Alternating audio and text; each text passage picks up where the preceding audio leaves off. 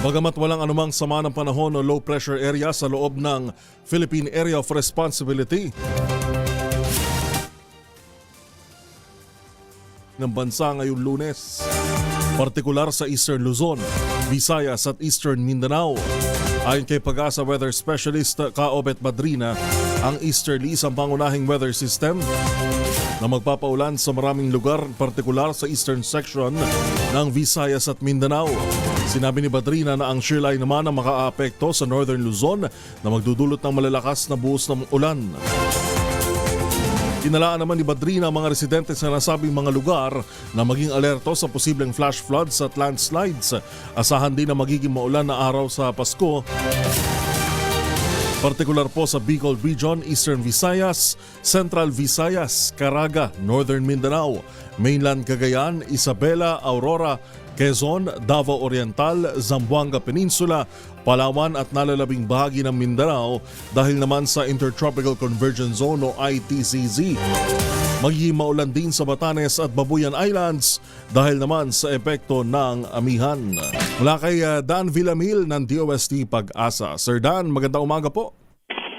Yes po, good morning po Sir Yuvel at sa ating mga takasubaybay dito sa DZRH. Wala pa rin tayong minomonitor na low pressure area at nananatiling maliit yung tsansa na magkaroon tayo ng bagyo sa mga susunod na araw. Gayon pa man, dahil sa epekto ng shearline at ng amihan, makakaranas po rin tayo ng mga pag-ulan sa malaking bahagi ng Northern Luzon, pati na rin dito sa mga lalawigan ng Aurora, Nueva Ecija, Bulacan, Rizal at sa may Quezon. Samantala, dahil naman sa epekto ng easterlies, asahan na rin natin yung mga pag-ulan ngayong araw dito sa Mimaropa, Bicol Region, malaking bahagi ng Visayas, pati na rin dito sa Dinagat Islands at Surigao del Norte. Kaya generally, itong eastern section ng ating bansa, maghanda po tayo at maging alerto sa mga banta ng pagbaha at pagguho ng lupa, lalong-lalo na kung tuloy-tuloy yung pag-ulan na ating mararanasan.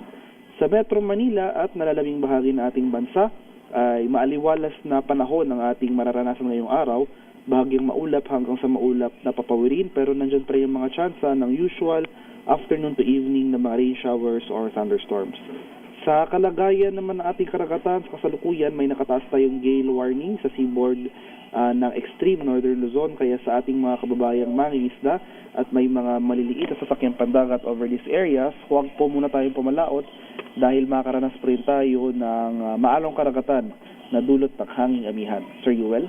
Bali, nakikita ho natin sa ating satellite feed ngayon, Sir Dan, na malinis yung halos malinis yung ating airspace. May inaasahan pa ba tayo na hahabol na bagyo na posibleng mabuo within the week or sa mga susunod pa pong linggo?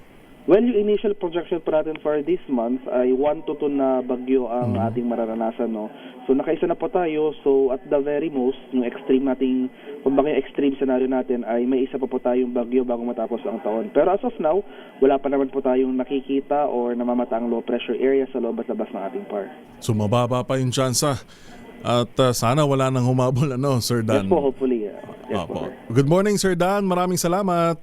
Yes po, thank you po and good morning, Sir Yuel. Dan Villamil ng DOST Pag-asa. Maganda umaga, Pilipinas!